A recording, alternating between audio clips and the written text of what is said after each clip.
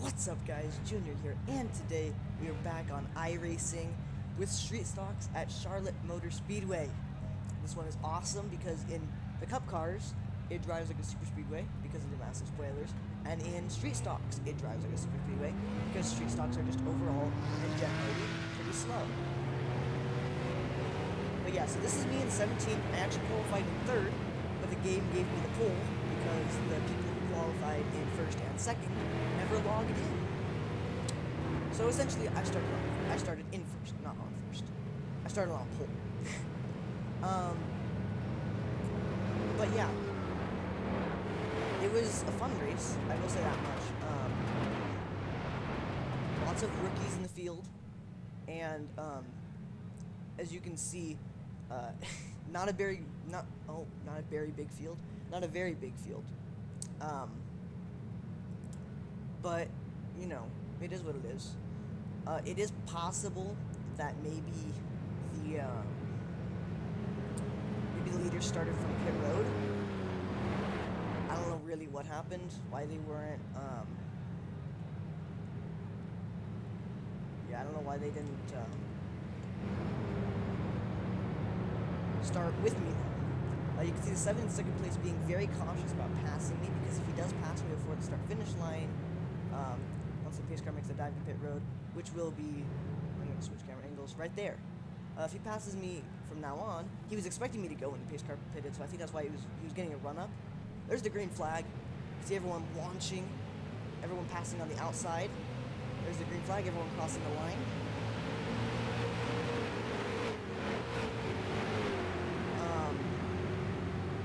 Yeah, like I said, not a very big field, but a very chaotic one nonetheless. You can see 3 wide into the 1.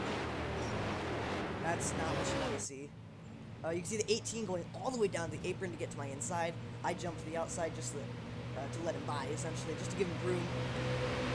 I have to hold it to the outside. I go down to the inside to, I was gonna go to the inside, so I wouldn't have to get passed by everyone.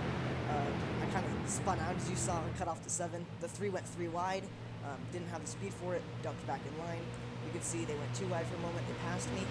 13 on my outside now, he's gonna slingshot past me as well. I kind of dropped like a rock after that first corner. After that first corner. I had the lead for about a corner. You can see the 18 did loose there. There goes to 12. Like I was saying though, I had the lead for about a corner, and well, then it went all downhill. I had the draft of the 13, so I didn't want the 5, so I didn't think the 5 was going to pass me, and then the 13 gave his draft to the 5, which allowed the 5 straight past me. Isn't that just neat? Well, see, I'm following the 5 here for a little bit. I think I follow him for a couple of laps. There it is. Alright.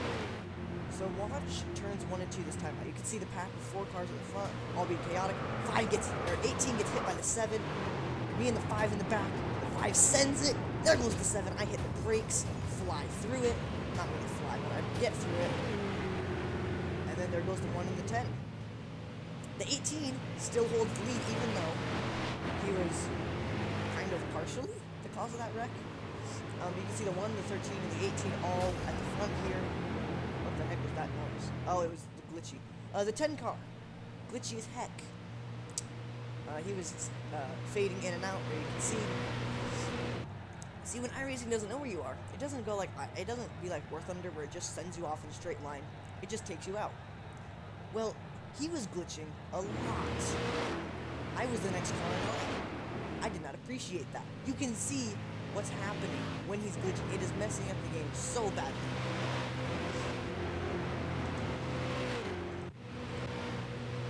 Well, yep. The next lap, something happened with the 1.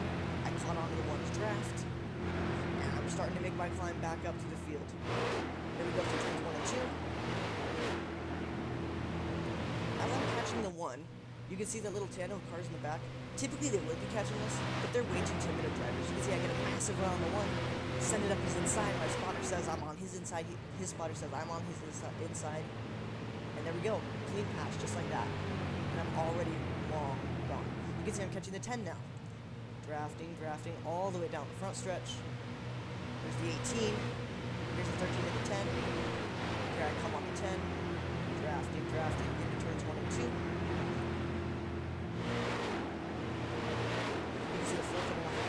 can see him sliding, getting a little bit loose coming off of pit road. My spotter said the 4 was on my inside, but I wasn't worried. I knew he was way too slow, and I was going to slingshot past the 10. Sooner or later, you can see the 1 desperately trying to hold on to my draft, but I think I'm a bit too far at this point. Oh no, there he is. There you can see the 10 gets a little bit loose, goes to the outside. I take my opportunity and pass him. Coming up on the 13 now. There you can see the 18 is long gone. While I've been working my way through the field, the 18's been opening a gap on the 13. Well, as you can see from those red stripes on the back of the 13, that means the 13 is a rookie. No wonder he's driving so timidly. So here I come, drafting up on the 13, the 10, getting a little bit sideways coming off the corner. Looks to my inside like he's going to do something. I'm not worried because I have drafted the 13. And there you can see the 10 can't do anything. You can see I'm holding it to that inside because that is the quickest way around here. Like I said, it's like Daytona in street stocks. So holding it to the inside is in your best interest. Here you can see I'm closing up on the 13 here. Closing, closing, closing. Now, I wanted to stay with the 13. Once I got this close to 13, I wanted to push it. Because I wanted to be in the 13 to get to the front, to catch the 18, because the 18 was opening that gap. Well, the one yeeted the 13 to the inside, then spun out on his own. Oh, and the 12 also crashed. There you can see the 1 almost came back up onto the track, nailed the inside wall again, came back up onto the track, and nearly wiped out the 13. Now you can see the 4 and the 10 are behind me. I'm not worried. Even if these guys do draft me, all they're going to do, well, it's 4, it's the wall. Even if these guys do catch onto my draft and do start closing up on me, all they're going to do is push me towards the 18 and give me that win. Now, let's look at the 18 and my laptops. I did not paste it. There's the 18. There is me. Look at that gap, guys. Now, let's look at the lap times. Let's see. Last lap. 37.3. 38.3. So, as you can see, he's running much faster. Let's do the race. Let's say, what lap? 10? Okay, so let's look at his 11th lap. 37.6. My 11th lap was a 37.9. Okay, this is not proving my point. I'll just show you guys what happened at the end of the race. So, but first, look at this. So, I was coming up on the 12, a lap car. I was going to go to his outside. He suddenly thought I was going to go to the inside for some reason. Like, look at this, for example. Here, right here. I saw there was enough room on the outside. I was going to try and squeeze it around there. And I thought he was going to hang to the inside because he saw I was going up there. Well, as I'm coming up, you can see he turns to the right to get to the outside and out of my way. At this point, you can see where the problem is. He's square in front of my nose. I am going 137 miles an hour, and he's going 123. I don't think this needs much more explanation. The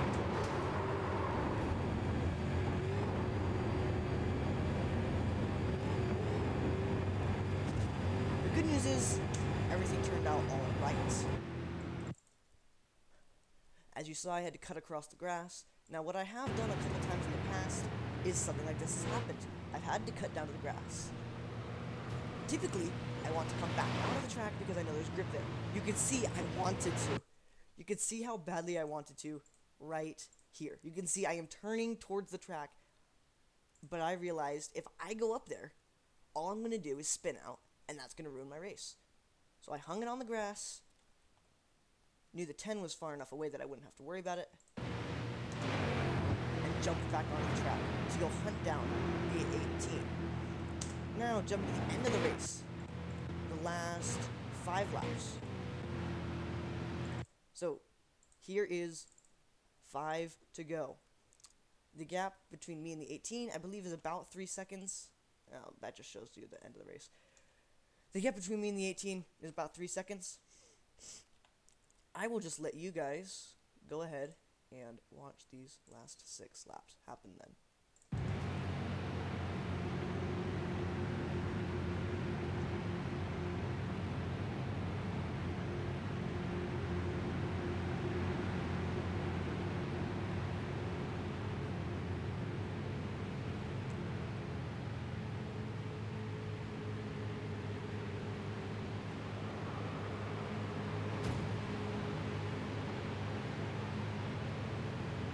As I said, Hanging it to the inside is in your best interest around the corners. You can see he was hanging it a bit high, I was hanging it low, and you'll see what that does to the gap in just a couple laps.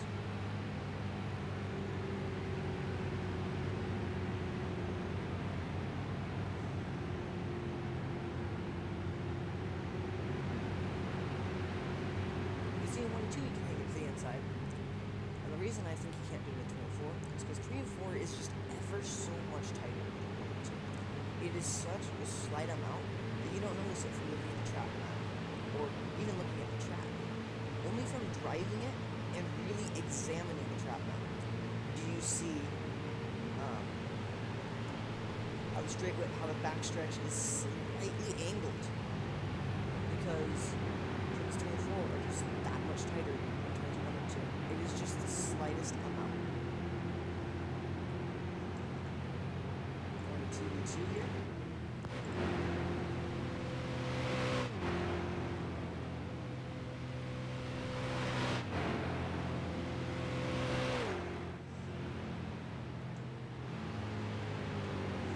See, I have closed it to about a corner between the two of us.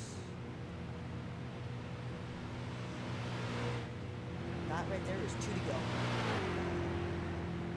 You see how much I've closed the gap? Because the gap didn't close until these last couple laps. You can see I am holding it on that inside line, right against it. I do not want to lift at all. I am full throttle about the entire lap, unless the car is a little bit sideways. And I'll lift off just a little bit, so I can really hold it in the throttle. See, 18 hangs it to the inside that time. Look at how much I've closed this time by. White flag. You see that? Last time around, he was coming through here, and I was coming to the other corner as a quad over. If you're a racing driver or someone into racing, you'll see how quickly I'm closing the 18. If you're the average person, you're going to be confused as heck and think this is funny. I don't know why I said confused. I'm having a stroke. I don't know. As I said, that was the white flag. One more time around. So you can see the 18 hanging it high yet again.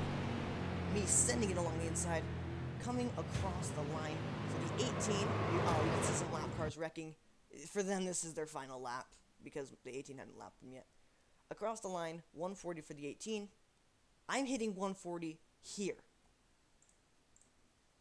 So across the line for me, it's probably going to be 141. Not a big difference. No, still 140. Never mind. But as you can see, about 1.6 seconds. As I said, during that time, I had been about 3 seconds back with 5 to go. But yeah, I hope you guys did enjoy. If you did, make sure to like and subscribe. Tell me if you like iRacing. If not, I'll probably stop because, well, I understand it's pretty boring. Something I will say, something I've always hated about, and this is really my desktop, yes it is, something I've always hated about about the second place finishes is not the, oh, second place is just the first loser quote. That's from Kyle Busch. I hate Kyle Busch. I hate Joey Logano more, but, you know. Anyway, it's because second place, especially in most scenarios, when you're in second place, you can see the leader. You can see how close and you guys saw that. I could see how close I was to getting the win, right? I could see the leader lap after lap after lap after lap after lap. But I couldn't catch him. So, yeah. That's why I hate second place. Especially because the first time, the weeks leading up to my first iRacing win ever, I finished second place. And, well, that triggered me because, of course, I'd never won yet. I was hoping for a win today. It would give me a good it would give me a good motivation to go through the rest of my day and stuff. But it's fine. I'm not going to complain about it. Second place finish is always welcome. I do prefer a win though. Like I said, if you guys did enjoy, make sure to like and subscribe. I will see you guys later.